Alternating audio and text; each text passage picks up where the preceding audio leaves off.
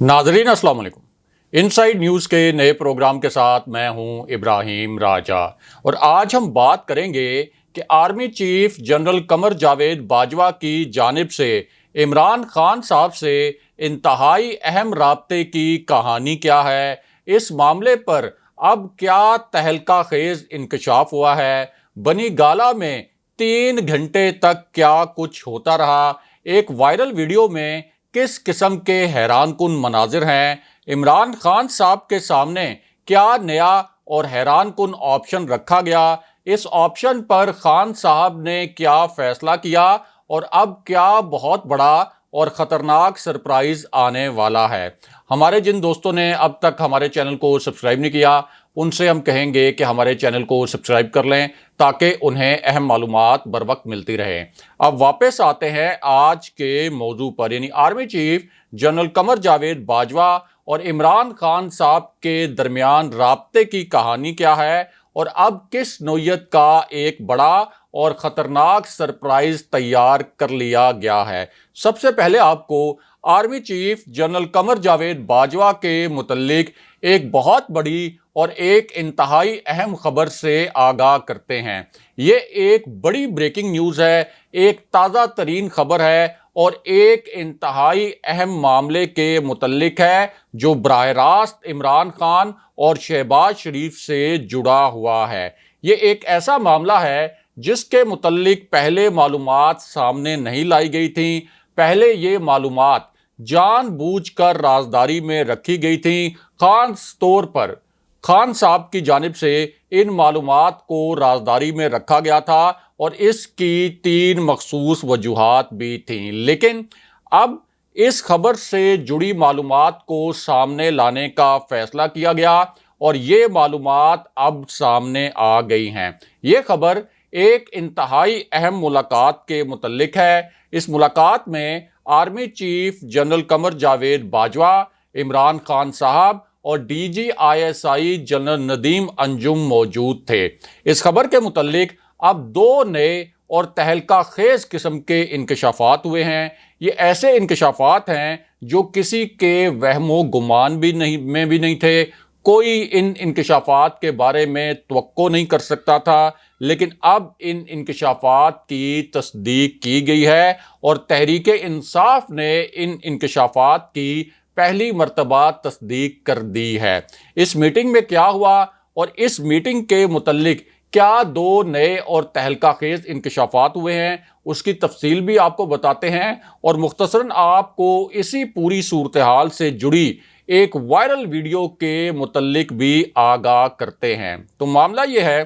कि इस वक्त एक वीडियो सोशल मीडिया प्लेटफॉर्म्स पर बहुत ज़्यादा वायरल है और पिछले 3 माह में जितनी भी वीडियोस सोशल मीडिया पर वायरल हुई उन सब से ज़्यादा देखे जाने वाली ये वीडियो है। सोशल मीडिया के जो प्लेटफॉर्म्स हैं यानी ट्विटर, इंस्टाग्राम और फेसबुक, इन तीनों प्लेटफॉर्म्स पर ये वीडियो 80 लाख से ज़ायद मरतबा देखी जा चुकी है। इस वीडियो को 15 लाख से ज़ायद मरतबा शेयर किया गया है और 7 लाख से ज़ायद मरतबा इस वीडियो पर कमेंट्स किए गए हैं और ये एक ऐसी वीडियो है जिसमें बहुत हैरान कुन और तकलीफ दे मनाजिर हैं। ये ऐसे मनाजिर हैं जो पाकिस्तान की 73 साल की तारीख में नहीं देखे गए और इस वीडियो का ताल्लुक शहबाज शरीफ की इम्पोर्टेड हुकूमत से भी है। इसी वीडियो का ताल्लुक इमरान खान साहब और उनके साथियों से भी है।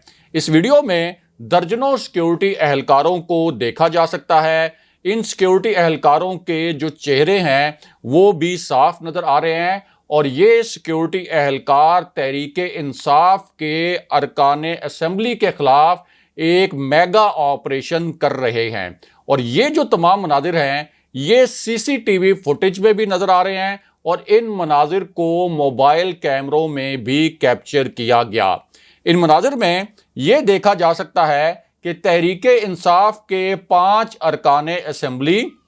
नज़र आ रहे हैं और इस हवाले से जो वीडियो सामने आई उनमें ये देखा गया कि सिक्योरिटी अहलकार इन 5 अरकान असेंबली पर धावा बोलते हैं और पाकिस्तान की तारीख में पहली मर्तबा ये होता है کہ پولیس اہلکار پنجاب اسمبلی کے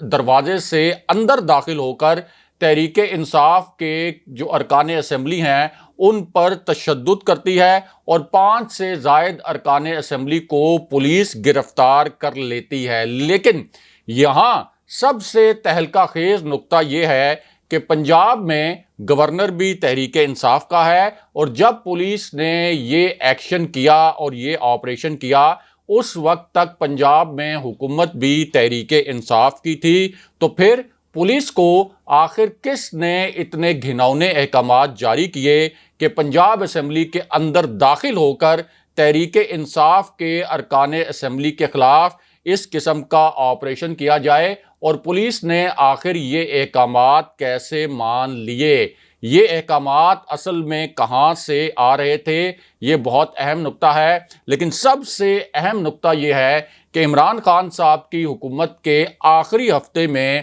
پولیس صرف پارلیمنٹ لاجز پہنچی تھی، یعنی ارکان پارلیمنٹ کا جو ہاسٹل ہے صرف وہاں پر پہنچی تھی، اور صرف انصار الاسلام کے جو کارکن تھے ان کو نکالنے کے لیے پولیس نے وہاں پر ایک ایکشن کرنے کی کوشش کی تھی۔ لیکن اس کے باوجود پیپلز پارٹی نے اور نون لیگ نے آسمان سر پر اٹھا لیا تھا کہ پارلیمنٹ کی توہین ہو گئی، اور سپریم کورٹ کے احکامات کی خلاف ورزی کرتے ہوئے ایک بہت بڑی توہین کر دی گئی ہے پارلیمنٹ جیسے ادارے کی۔ لیکن یہاں تو پنجاب کے اندر، پنجاب اسمبلی کے اندر پولیس نے آپریشن کیا، تحریک انصاف کے ارکان اسمبلی کو مارا پیٹا، یہاں تک کہ چودھری پرویز الہی زخمی بھی ہو گئے۔ بہرحال اب واپس آتے ہیں کہ army chief general Qamar Javed Bajwa کی ملاقات کے متعلق کیا 2 بڑے اور تہلکہ خیز انکشافات ہوئے ہیں، اور مختصراً آپ کو 3 ایسے جنرلز کے متعلق بھی بتاتے ہیں جنہوں نے شہباز شریف کو اوپنلی اور کھلے عام وزیر اعظم ماننے سے انکار کر دیا ہے۔ تو معاملہ یہ ہے کہ یہ خبر عین اس وقت آئی جب فوج کا سب سے اہم اور اعلیٰ ترین سطح کا اجلاس ہوا، جو کور کمانڈرز کانفرنس سے بھی بڑا اور اس سے بھی زیادہ اہم اجلاس تھا۔ کور کمانڈرز کانفرنس سے بھی زیادہ اعلیٰ ترین سطح کا یہ فورم تھا۔ اس اجلاس میں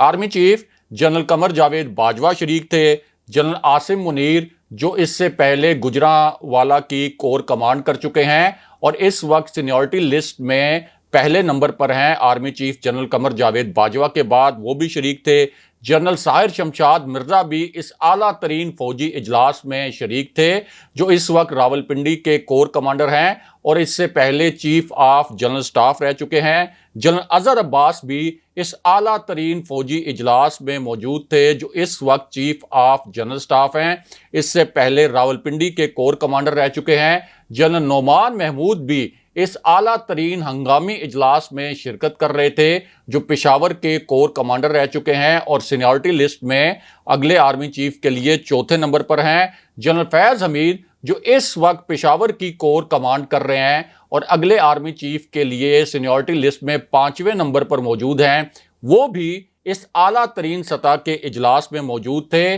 اور سابق D G I S P R General Asif Ghafoor بھی اس اجلاس میں شرکت کر رہے تھے، اور موجودہ D G I S P R General Babar Iftikhar بھی اس اعلیٰ ترین فوجی اجلاس میں شریک تھے، اور تمام جو لیفٹیننٹ جنرلز ہیں اور تمام جو میجر جنرلز ہیں وہ اس اعلیٰ ترین سطح کے اجلاس میں موجود تھے۔ اور تاریخ میں پہلی مرتبہ یہ تسلیم کیا گیا اس اجلاس کے متعلق کہ اس اجلاس میں ملک کی جو پیچیدہ سیاسی صورتحال ہے اس پر بات چیت ہوئی، یعنی فوج کو اعلیٰ ترین سطح پر بھی یہ ریئلائز ہوا، یہ ادراک ہوا کہ اس وقت ملک میں بہت ہی کمپلیکیٹڈ قسم کی سچویشن ہے، اور یہ فارمیشن کمانڈرز کانفرنس تھی۔ اب ایک طرف یہ کانفرنس اور دوسری جانب عمران خان صاحب کی کال سے بھی پہلے کروڑوں لوگ از خود سڑکوں پر آ گئے، اور پھر خان صاحب نے تاریخی جلسے بھی کر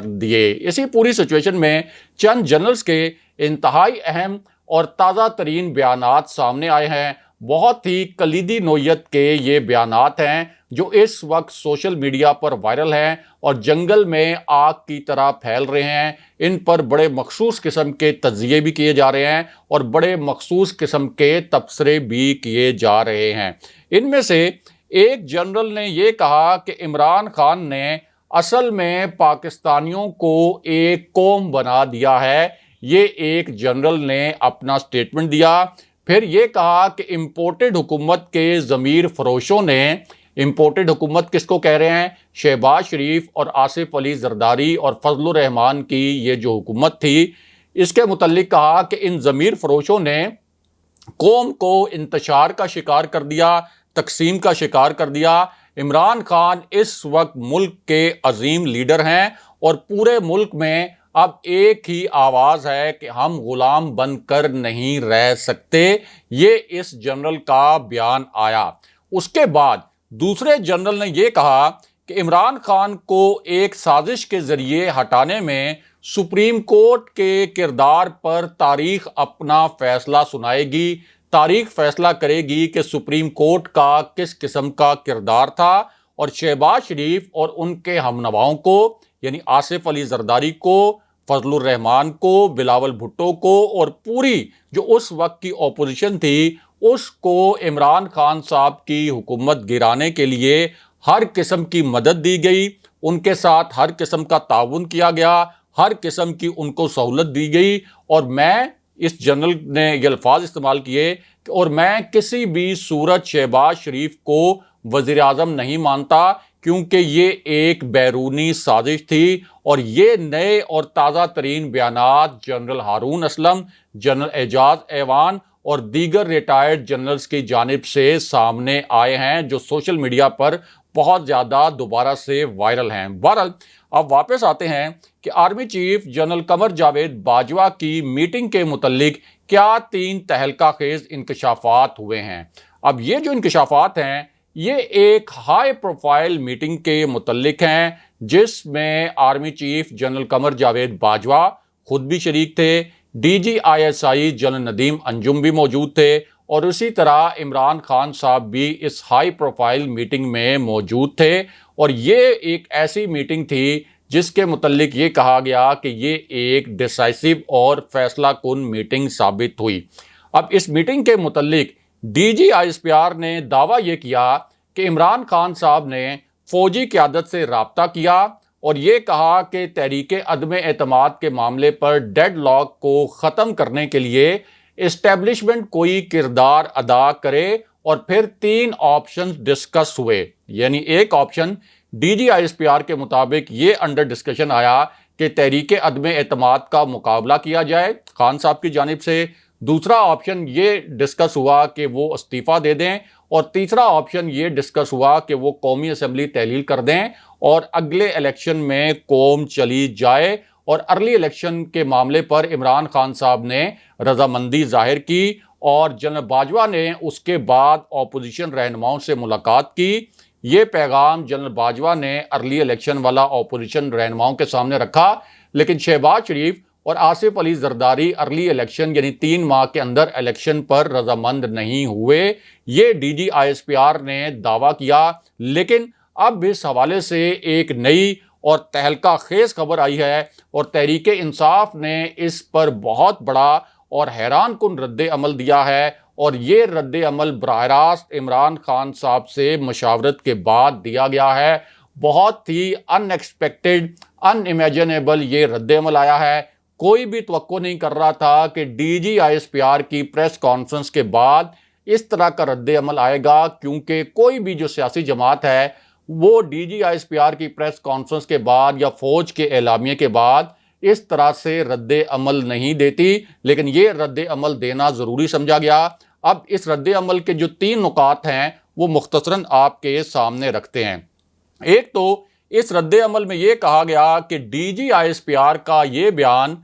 کہ عمران خان صاحب نے رابطہ کیا تھا اسٹیبلشمنٹ کے ساتھ یا فوجی قیادت کے ساتھ، یہ بیان درست نہیں ہے، اور خان صاحب نے فوج کو کسی قسم کے تعاون کے لیے یا فوج کو کسی قسم کی مدد کے لیے نہیں بلایا تھا۔ دوسرا بہت بڑا انکشاف یہ کیا گیا کہ ہم وضاحت کرنا چاہتے ہیں اور ریکارڈ پر لانا چاہتے ہیں کہ عمران خان صاحب نے سیاسی ڈیڈ لاک میں مصالحت کے لیے فوج کو از خود نہیں بلایا تھا، اور اصل میں فوج نے اس وقت وزیر دفاع پرویز خٹک کے ذریعے میٹنگ طلب کی تھی، یعنی army chief general Qamar Javed Bajwa کی جانب سے وزیر دفاع پرویز خٹک سے رابطہ کیا گیا تھا، اور پھر یہ کہا گیا تھا کہ ایک میٹنگ رکھیں عمران خان صاحب کے ساتھ، اور اس میٹنگ میں فوج کی جانب سے 3 آپشن عمران خان صاحب کے سامنے رکھے گئے تھے۔ یہ تحریک انصاف کے رد عمل کا دوسرا نقطہ ہے،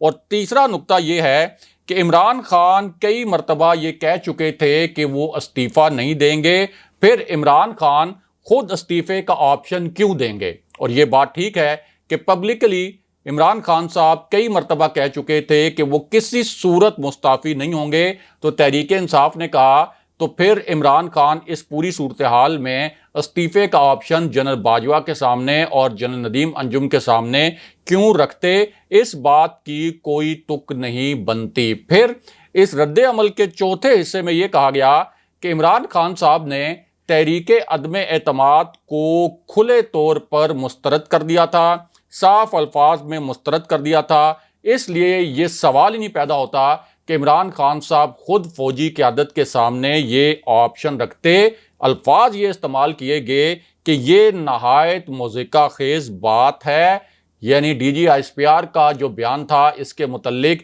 یہ الفاظ استعمال کیے گئے کہ یہ آپشن والی بات جو ہے یہ مضحکہ خیز بات ہے، اور شیریں مزاری نے یہ بیان خان صاحب سے مشاورت کے بعد جاری کیا۔ لیکن دوسری جانب ایک بہت اہم خبر یہ بھی ہے کہ ایک ایسی صورتحال میں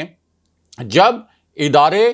تاریخی جلسے جو تحریک انصاف کے ہو رہے ہیں اس کی تپش بھی محسوس کر رہے ہیں، ٹویٹر پر امپورٹڈ حکومت نامنظور کا جو ٹرینڈ ہے وہ 8 دن میں